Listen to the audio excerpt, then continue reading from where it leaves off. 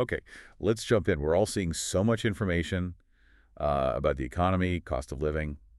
It's a lot. It really is. So our goal here is to cut through some of that noise, look at the sources, and pull out the essential insights. Exactly. And today we're doing a deep dive into something pretty fundamental, the cost of cooking gas in Kenya. We've been looking into an investigation reported by NTV Kenya, and honestly, some of the findings about what's going on with gas prices are, well, they're pretty surprising. Yes, staggering is a good word. We want to help you understand why that gas cylinder might feel so expensive, even when you hear about things like tax cuts. We'll dig into the numbers, the market forces mentioned in the source. Okay, so the biggest headline finding really is this huge gap between wholesale and retail prices. Right. The source suggests Kenyans could be paying, get this, more than double what the oil marketing companies pay for the gas wholesale. That's the core of it. The report says these companies buy LPG, that's liquid petroleum gas, for around 97 shillings per kilogram. Okay, 97 shillings. But then when it gets to you, the retail price jumps to somewhere between 226 and 256 shillings per kilogram. Wow. Okay, so more than double, easily. Right. Let's make that real with the standard 13-kilogram cylinder everyone uses. Good idea.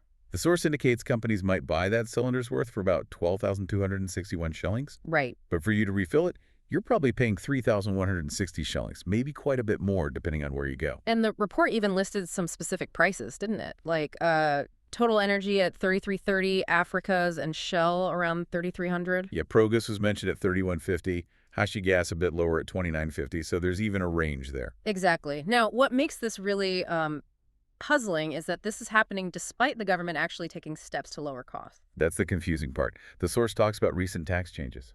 Big ones. The 8% VAT on imported LPG, gone. The 2% railway development levy, scrapped for cooking gas. And the 3.5% import declaration fees too, right? Also scrapped. So these were, definite cost reductions for the importers. You'd think, okay, savings for the companies, that means lower prices for us. Simple. You would think.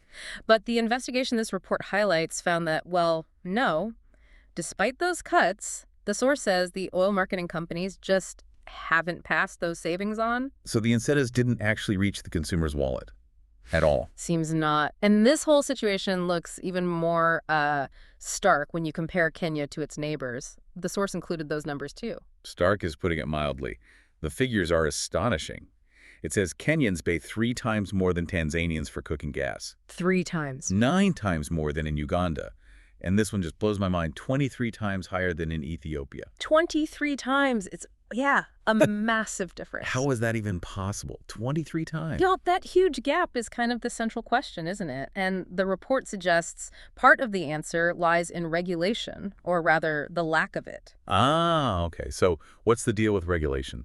Currently, according to the source, the Energy and Petroleum Regulatory Authority, EPRA, in Kenya does not regulate LPG prices. Meaning no official caps or limits on the markups, like how much profit dealers or retailers can add. That's what the source indicates. No specific margin caps set by EPRA, and this lack of price control, it says, leads to these big price variations. And did the report mention anything about those margins? It did.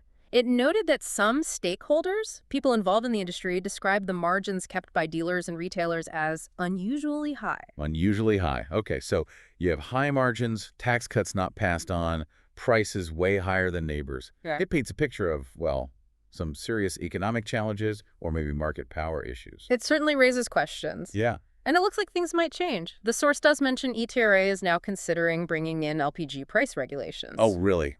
That's significant. Is there a timeline?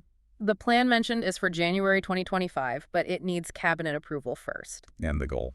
The stated aim is price stabilization and, quoting the source here, protecting consumers from exploitative pricing practices. Right, so let's quickly recap. This deep dive into the source shows this big divide between wholesale and retail gas prices. Government tax cuts happened, but didn't lower your price. Prices in Kenya are dramatically higher than nearby countries, and it's all happening in a market that, for now, lacks specific price controls, though that might change. Yeah, and this isn't just theory, right? This directly affects your household budget, the cost of cooking dinner. Absolutely. It's a real cost of living issue. So maybe the thought to leave you with is this. Considering those massive price differences with neighbors, the talk of unusually high margins from the source, and tax cuts vanishing somewhere in the chain, What does this cooking gas example suggest about the wider economic forces and maybe the challenges at play in the Kenyan market?